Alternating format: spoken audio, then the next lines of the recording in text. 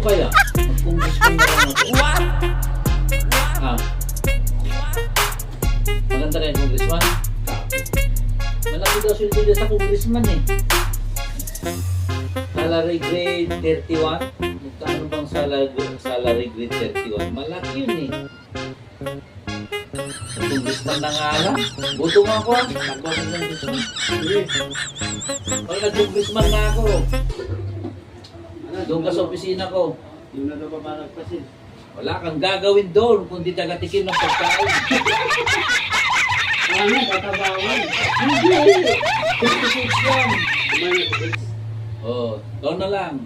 Dami kasing mapagpapasukan trabaho ng bata pa eh. Hindi pumasok na mayos-ayos eh. Hindi nagtitis ngayon.